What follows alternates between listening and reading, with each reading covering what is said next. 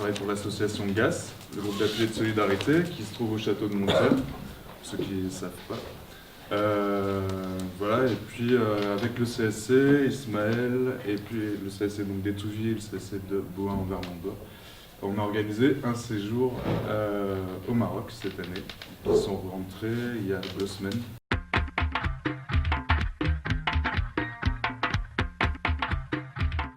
J'ai participé au SVE à Tisnet et je suis animatrice au CSC de Bohain. Moi, c'est Pauline, j'ai 19 ans. Je suis en formation de moniteur éducateur, je travaille aussi au centre et j'ai participé au SVE à Tisnet. Donc je suis partie, du coup j'avais 21 ans, j'étais en 2e année de psycho. J'avais envie de lâcher les études parce que ça me saoulait, qu'on me rabâchait souvent, du fait que je cumule les handicaps sociaux, entre guillemets, parce que je suis une femme, parce que je suis musulmane, parce que je suis issue d'immigration, parce que plein de choses. Et c'était un tout qui faisait que je me disais en fait, j'ai pas ma place à la fac. On m'a proposé ce SVE, je me suis dit bon allez j'y vais.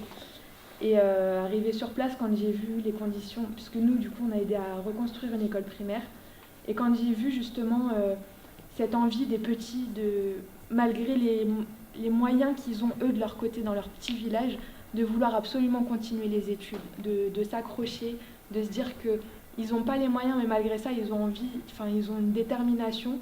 Je me suis dit nous avec les moyens qu'on a en France on n'a pas le droit, moi à titre personnel j'ai pas le droit d'abandonner en fait. En fait ça t'ouvre l'esprit, il se passe quelque chose en fait, mais vraiment. On a accueilli les lycéens aussi certains soirs pour faire des soirées à thème, pour qu'ils nous fassent découvrir leur culture, qu'on leur fasse découvrir la nôtre. Et je trouve que ça a été une expérience vraiment très très enrichissante, en tout cas pour ma part. On a réussi à faire 2 semaines, moi perso, sans eau chaude.